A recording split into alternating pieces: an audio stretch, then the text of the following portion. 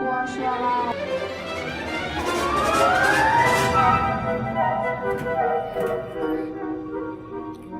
และนี่ก็คือด้านในของสนามบินอาคารสนามบินสกลวัดไตเป็นบอนนั่งของผู้โดยสารที่กำลังรอท่าบอนนั่ง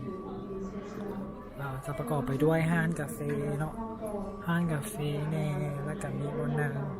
แล้วก็มีพักส่วนขายซูเวเนียร์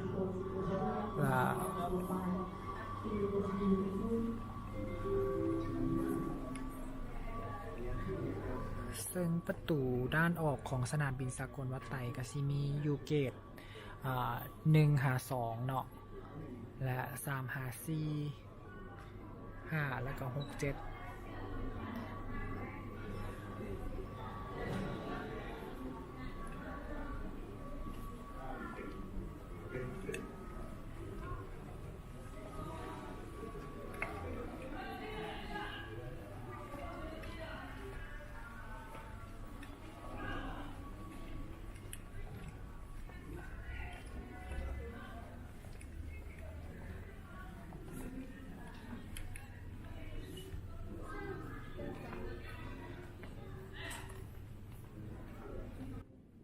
ห้องฮับห้องสายการบินเนาะ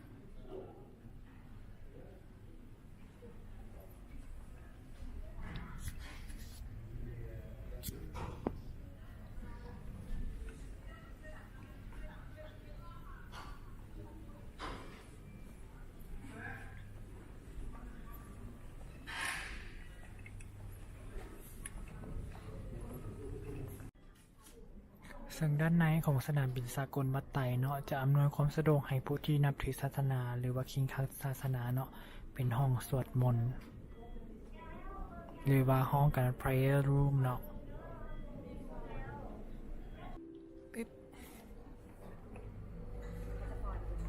Reservation is during considered with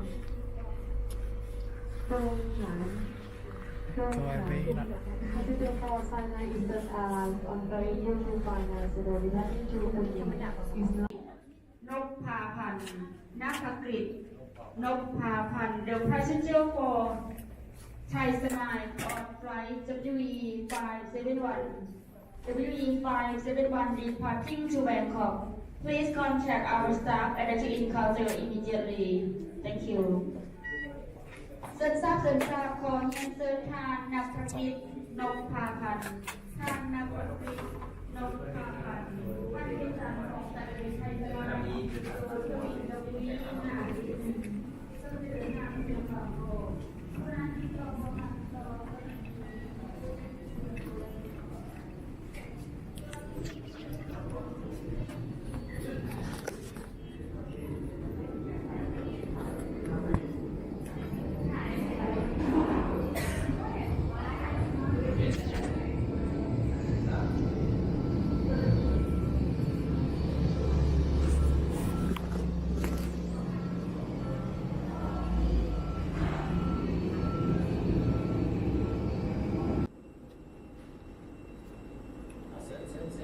must be fastened wire seat fasten the buckle and pull the strap tightly เมื่อต้องการปลดล็อกยกหัวเข็มขัดขึ้นแล้วดึงปลายที่เสียบออกจากกันทวนฝาเสร็จ lift the buckle flap and pull it apart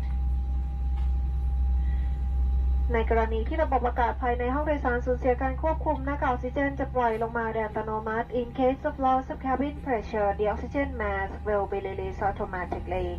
ดึงหน้ากากออกซิเจนลงสวมหน้ากากลงทางศีรษะให้อยู่ในระดับที่พอดีกับจมูกและปากหลังจากนั้นท่านจึงช่วยเหลือเด็กและผู้โดยสารอื่น Put the mask over your face and cover your nose and mouth then help children and other passengers requiring assistance เครื่องบินนี้มีทางออกฉุกเฉินทั้งหมด8ทางคือด้านหน้า2ทางตรงกลาง4ทางและทางด้านหลัง2ทางระบบไฟนำทางที่พื้นจะนำท่านไปยังทางออกฉุกเฉินโดยท่านจะสังเกตได้จากเครื่องหมายทางออกเหนือประตู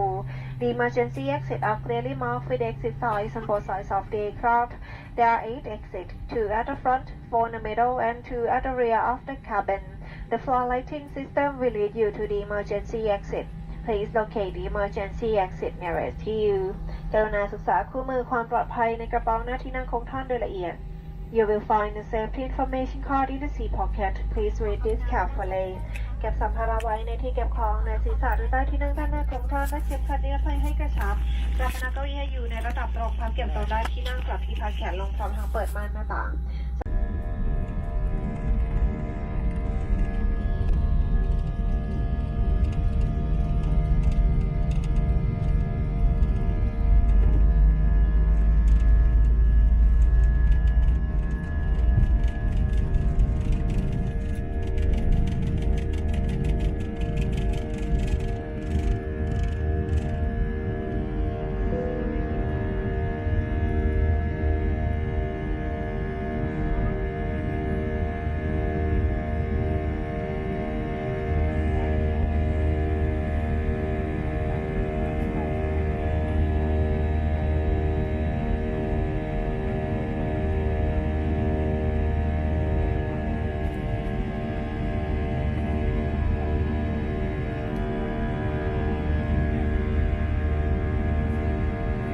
บริษัทครับต้องปลอดภัยในบริการ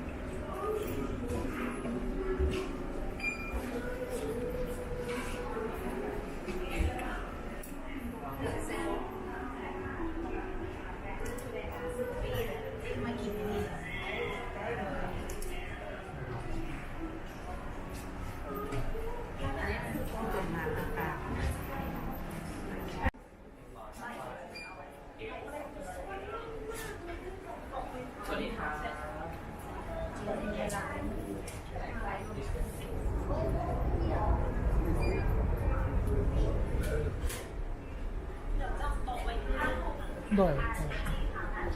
สอง เดี๋ยวนั่งกันตรงนี้เนาะ เจ้าเจ้า